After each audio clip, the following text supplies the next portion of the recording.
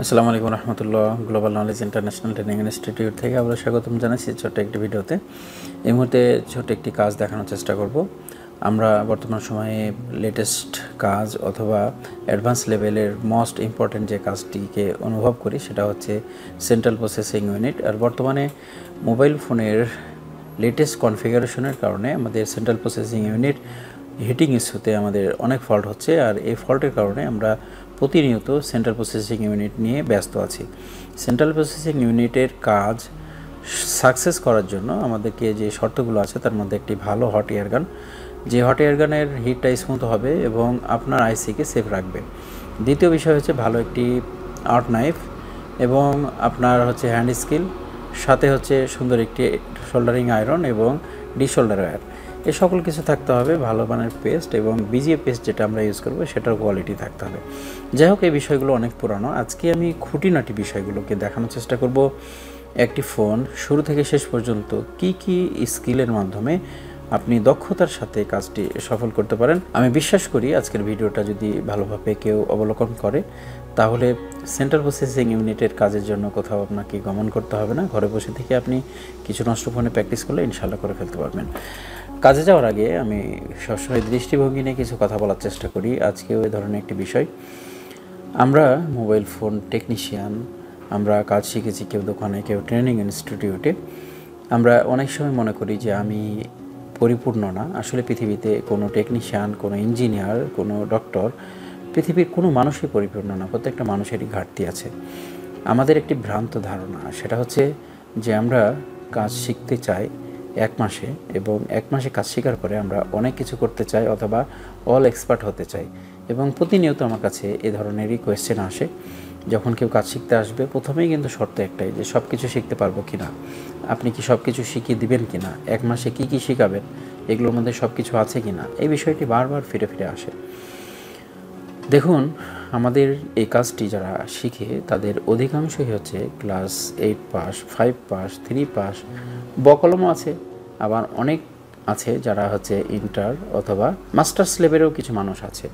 বর্তমানে গ্লোবাল নলেজে বেশ কয়েকজন বিএসসি ইঞ্জিনিয়ার ট্রেনিংরত রয়েছে। আমি শিক্ষিত জনপদকে বেশি প্রাধান্য দেওয়ার চেষ্টা করছি, কারণ এই সেক্টরটা অশিক্ষিত মূর্খতেই অনেকটাই ভরে গেছে, যার কারণে আমাদের মোটামুটিভাবে এই জগতের সম্মান ইজ্জত নিয়ে টানাটানি এবং আমাদের ক্যারেক্টারগুলো আস্তে আস্তে অন্যদিকে ডেভেলপ করছে। তো যাই হোক, যে বিষয়টি বলছিলাম যে আমরা অনেক সময় আমাদের কোয়ালিফিকেশন হয়তো ক্লাস 5 বা 8 পাস, আন্ডার ম্যাট্রিক। এই কোয়ালিফিকেশনে যে চাকরিটা হবে সে চাকরির কাজের যে ধরনটা হবে সেটা হচ্ছে অফিসের হয়তো বসদের চা বহানো অথবা ঝাড়ু দেওয়া, অফিসের গেট খোলা লাগানো, এই ধরনের ছোটোখাটো কাজ, এবং আমার স্যালারি হবে 12-15 হাজার টাকা। আমরা এই কোয়ালিফিকেশন নিয়ে 20,000, 30,000, কাউকে হয়তো 50,000 টাকা দিয়ে মোবাইল সার্ভিসিংয়ের কাজ শিখছি। সার্ভিসিংয়ের কাজ শেখার পরে 1 মাস পরে আমরা স্বপ্ন দেখছি 1 লক্ষ টাকা ইনকামের, অথবা 10 বছর থেকে যে ব্যক্তিটা কাজ করছে মার্কেটে তার সঙ্গে পাঙ্গা লড়ার জন্য। আসলে এই দৃষ্টিভঙ্গিটা সম্পূর্ণ ভুল। কারণ আমি যে কোয়ালিফিকেশনের ক্লাস 5 পাস করে আমি 20,000, 30,000 টাকা খরচ করে 1 মাসে কাজ শেখার পরে আমি 1 লক্ষ টাকা বা 50,000 টাকা ইনকামের স্বপ্ন দেখছি অথবা সব কিছু শিখে ফেলার চিন্তাভাবনা করছি। পক্ষান্তরে দেখেন, দেশের সবচেয়ে মেধাবী যে ছাত্রগুলো হয়, যে ছাত্রছাত্রীগুলো, সেগুলো কিন্তু মেডিকেলে চান্স পায় বা ইঞ্জিনিয়ারিংয়ে চান্স পায়। তো মেডিকেলে যখন একজন স্টুডেন্ট এমবিবিএস পাস করছে, পুরো 4টি বছর নির্দিষ্ট সময় সে পড়াশোনার উপরে পার করছে এবং সে পড়াশোনা করতে তার প্রায় 1.5 কোটি থেকে 1 কোটি টাকা খরচ হয়। এই 1 কোটি টাকা খরচ করে মেডিকেলে পাশ করার পরে সে এমবিবিএস হয়েই ক্ষান্ত হতে পারে না অথবা সে আয়ের উৎস খুঁজে পায় না। তখন তাকে আবার মেডিকেলের ওয়ার্ডে ওয়ার্ডে ঘুরতে হয়, যেখানে অক্সিজেনের অভাব রয়েছে, পরিবেশ দূষণ রয়েছে, সারি সাইডে রোগীর কান্না এবং হচ্ছে প্রচণ্ড গরমের ভিতরে তারা কষ্টকর জীবনযাপনের মাধ্যমে তাদের প্র্যাকটিসগুলো চালিয়ে যাচ্ছে ইন্টার্নশিপের মাধ্যমে। একটিবার চিন্তা করুন, যে ছাত্ররা দেশের সবচেয়ে মেধাবী এবং তারা এমবিবিএস পাস করছে কোটি টাকা খরচ করে, তারপরেও তারা বছরের পর বছর মেডিকেলের ওয়ার্ডে ফ্রি অফ কস্ট তারা প্র্যাকটিস করছে। তারপরে আস্তে আস্তে আস্তে আস্তে কোনো এক সময় তারা যোগ্য ডাক্তারে রূপান্তরিত হচ্ছে। আর আমরা হচ্ছে দেশের মেধাবী টেকনিশিয়ান। যারা আমরা ক্লাস 5, 8 অথবা আন্ডার এসএসসি ম্যাক্সিমাম আমরা 20,000 টাকা খরচ করে কাজ শেখার পরে আমরা অনেক টাকা ইনকামের স্বপ্ন দেখি, আর এটা হচ্ছে আমাদের সবচেয়ে বড় ভুল। আমি সকলকে অনুরোধ করব, নিজের স্কিল ডেভেলপমেন্ট, এটা হচ্ছে নিজস্ব প্রচেষ্টা। ভালো টিচার আপনাকে পথ দেখাতে পারে এবং আপনাকে শিক্ষা দিতে পারে, কিন্তু সেই শিক্ষাকে বাস্তবে রূপদান করার সক্ষমতা সেটা আপনারই থাকতে হবে ইনশাআল্লাহ। আসুন আমরা কাজটা দেখার চেষ্টা করি। আসসালামু আলাইকুম রহমতুল্লাহ। Global knowledge international training institute থেকে আমরা স্বাগতম জানাচ্ছি ছোট্ট একটি ভিডিওতে। এই মুহূর্তে দেখতে পাচ্ছি আমরা আমাদের হাতে MI 11 লাইট একটি ফোন, লেটেস্ট ভার্সনের ফোন। ফোনটির সমস্যা হচ্ছে ফোনের অডিও হারিয়ে গিয়েছে। আমরা ফোনটি হাতে পাওয়ার পরে বেশ কিছুক্ষণ ধরে চেক করছি বিভিন্ন রকমভাবে। এই ফোনটির যে মালিক তিনি ফোনটি নষ্ট হওয়ার পরে সফটওয়্যার কাজ করেছেন, ফোন রিসেট করেছেন, ফ্ল্যাশ করেছেন, তারপরে ঠিক হয়নি। ফোনটি প্রায় ৭০ কিলোমিটার দূর থেকে গ্লোবাল নলেজ অফিসে পৌঁছে দেওয়া হয়েছে ঠিক করার জন্য, এবং উক্ত ব্যক্তি বিগত দিনে বেশ কিছু কাজ করিয়েছে আমাদের প্রতিষ্ঠান থেকে, যা আমরা তাদের কাজগুলো সাকসেসফুলিভাবে করে দিয়েছি। বিশ্বস্ততার জায়গা থেকে ফোনটি আবারও গ্লোবাল নলেজ বিশ্বস্ততার জায়গা থেকে ফোনটি এসেছে আবার বিশ্বস্ততার জায়গা থেকে সেই কাস্টমার আবারও গ্লোবাল নলেজে এসেছে। আমরা দেখতে পাচ্ছি যে এখানে বেশ কিছু ভিডিও ওপেন করার চেষ্টা করছি। আমরা অডিও সিস্টেম সাধারণভাবে অনেক সময় ফাংশনাল প্রবলেম থাকে, কিন্তু আমরা যদি সোশ্যাল মিডিয়া থেকে সাউন্ডগুলোকে চেক করার চেষ্টা করি তবে আমরা আরও ক্লিয়ার পাবো। এবং আরও কিছু চেকিং ছিল, যে চেকিংগুলো আমরা কমপ্লিট করেছি। এই মুহূর্তে আমাদেরকে ফোনটি খুলতে হবে, এবং আমরা জানি যে আপডেট নেওয়ার পরে হিটিংয়ের সাথে CPU প্রবলেম হয়, আর এটা সেই ধরনের একটি সমস্যা আমরা নিশ্চিত হয়েছি। ফোনটি আমরা খুলে নেওয়ার চেষ্টা করছি, এবং আমরা এখানে দেখতে পাচ্ছি যে পেপার দিয়ে র্যাপিং করা যেভাবে ফোন, এভাবে ফোন র্যাপিং করা মোটেও উচিত নয়, কারণ ফোনের ভিতরে অক্সিজেন এবং আপনার আর্দ্রতা যদি ইন আউট হতে না পারে তাহলে ফোনের ব্যাটারি সহ হিটিং ইস্যুগুলো মারাত্মকভাবে আপনার ফোনের ক্ষতি সাধন করতে পারে।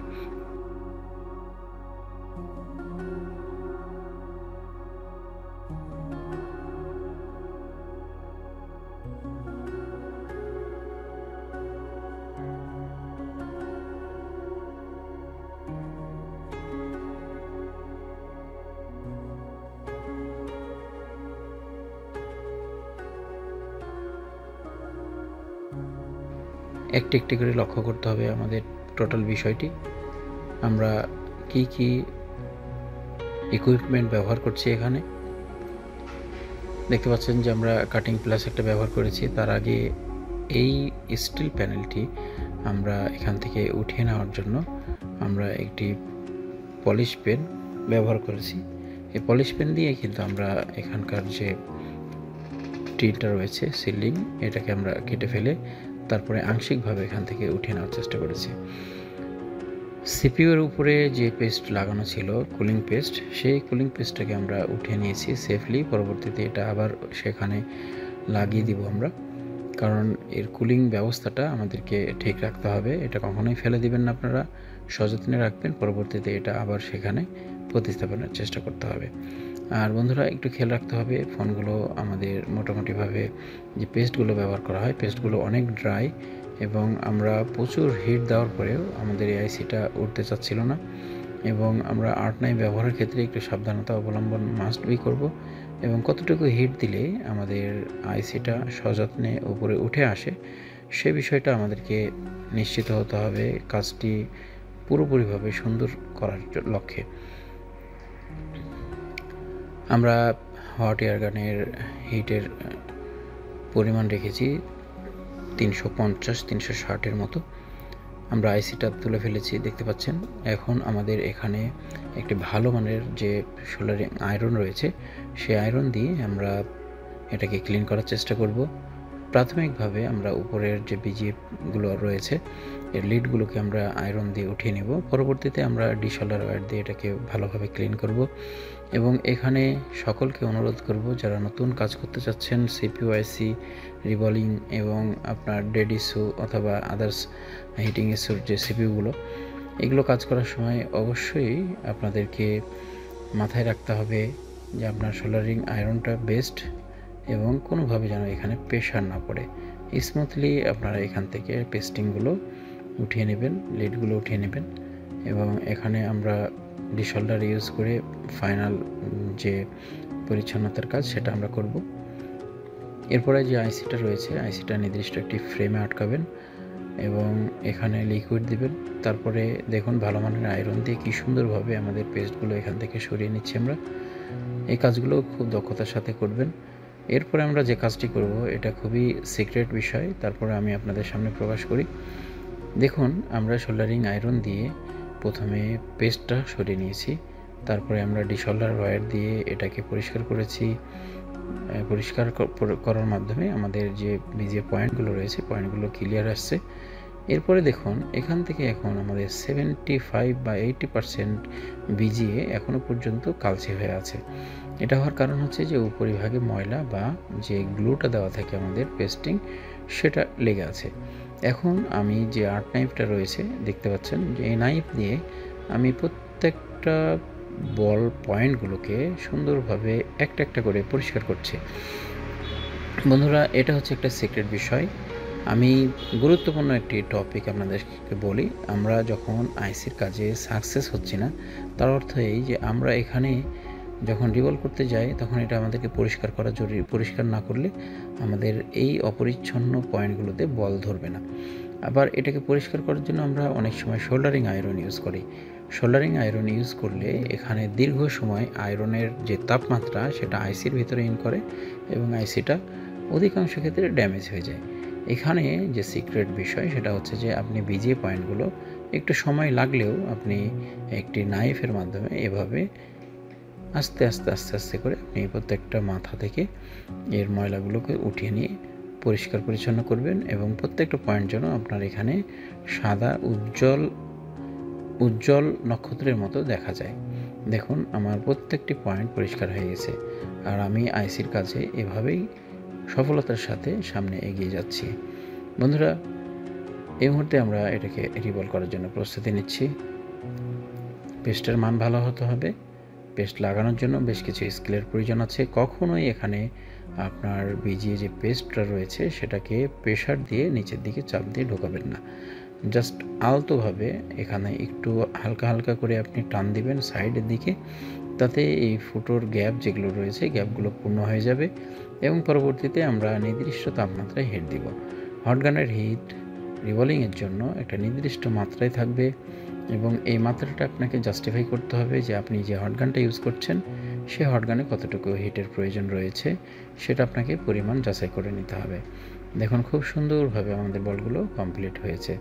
আমরা এরপরেও আমরা অনেক সময় দেখি যে আমাদের দু একটি বল আনকমপ্লিট থাকে এবং এটার কারণ হচ্ছে যে আমাদের আইসির যে পয়েন্টগুলো রয়েছে পয়েন্টগুলোতে অনেক সময় ড্রাই বা শক্ত হওয়ার কারণে আমাদের হিটের সঙ্গে মানানসই হয় না এবং অনেকগুলো বল কমপ্লিট হয় কিন্তু আমাদের আইসিতে সেগুলো সোল্ডারিং হয় না, যার কারণে সেগুলো আমাদের স্টেনসিল যেটা রয়েছে স্টেনসিলের সঙ্গে উঠে আসে। এখন আমরা দুইটি বল পেয়েছি এমনই যেটা স্টেনসিলের সঙ্গে উঠে এসছে, যেটা আমি দেখতে পাচ্ছেন যে সিঙ্গেল বাই হাতে করে আমি এখান থেকে কালেকশন করেছি এবং আমরা আইসিতে এই বলগুলোকে এক্সটার্নালভাবে সিঙ্গেল বাই সিঙ্গেল আমরা এখানে লাগিয়ে ফেলব। এখানে লাগানোর জন্য আমাদের যেহেতু ওখানে কিছুটা ময়লার কারণে আমাদের বলটি ধরেছে না, যার কারণে আমরা এখানে জায়গাটি পরিষ্কার করে তারপরে বলটি আমরা এখানে ধরানোর চেষ্টা করছি। সব মিলিয়ে আলহামদুলিল্লাহ কাজটি আমরা শেষ করতে পারছি। আমরা দেখুন আমাদের বলগুলো সুন্দরভাবে লেগে গেছে সিঙ্গেল। ফাইনালি আমাদের এখন মাদারবোর্ড পরিষ্কার করার পালা।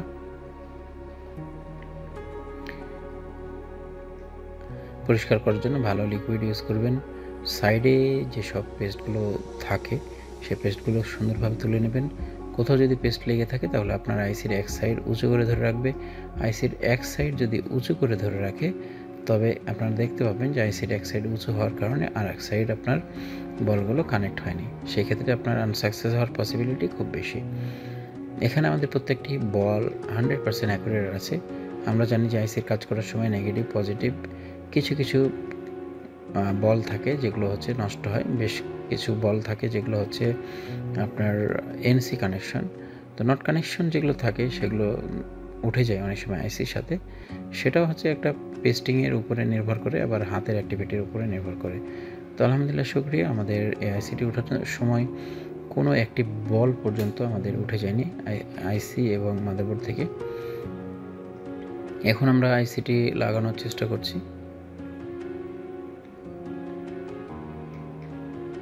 সঠিক জায়গায় বসিয়ে তারপরে আমাদেরকে হিট দিতে হবে। দেখতে পাচ্ছি যে আমাদের কাজটি হচ্ছে। আমরা দেখতে পাচ্ছি যে আমাদের আইসিটি লেগে গেছে একবারে সঠিকভাবে। এখন আমরা ফোনটা চেক করব যে আমাদের ফোনটা কমপ্লিট হয়েছে কিনা।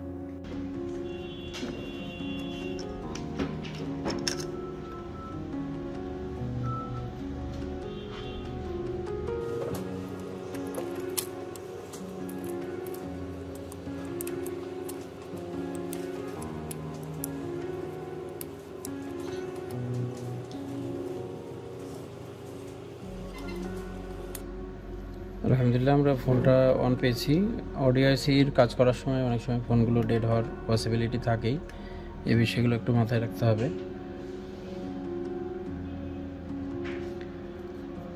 সেন্ট্রাল প্রসেসিং ইউনিটের কাজগুলো আসলেই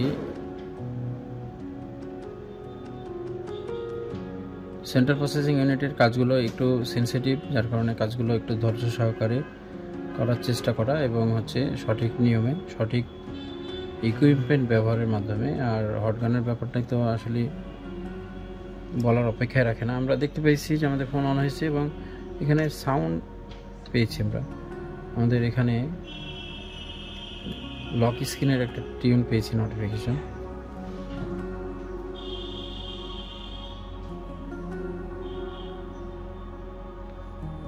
আমরা এখানে ওয়াইফাইটা কানেক্ট করব।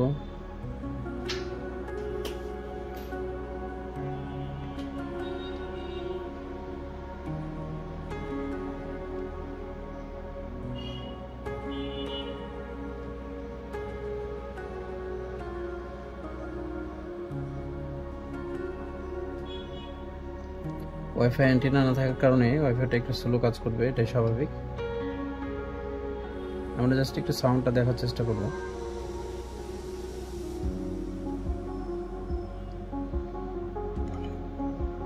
রমাদানের সিয়াম রেখে আপনার চিন্তায়, আপনার মননে, আপনার ভাবনায় যদি এই পয়েন্টটা মাথায় থাকে,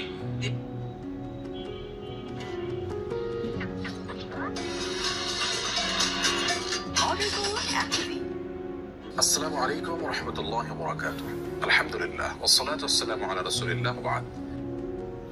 আলহামদুলিল্লাহ শুকরিয়া, আমাদের কাজটি কমপ্লিট হয়ে গেছে। আসলে সেনসিটিভ বিষয়গুলো হচ্ছে আপনার প্র্যাকটিসের দ্বারাই সমাধান হবে। এগুলো মোস্ট অ্যাডভান্স লেভেল না, তবে হ্যান্ড স্কিলের ক্ষেত্রে এটা একটা অ্যাডভান্স লেভেলের আপনার হ্যান্ড স্কিল বা হাতের দক্ষতা। এটা আপনাকে অবশ্যই সঠিক নিয়মে সুন্দরভাবে এটাকে সাজানোর চেষ্টা করতে হবে। ভিডিওটি সকলকে শেয়ার করার অনুরোধ করে শেষ করছি। সকল ভালো থাকবেন। আসসালামু আলাইকুম ওয়া রাহমাতুল্লাহ।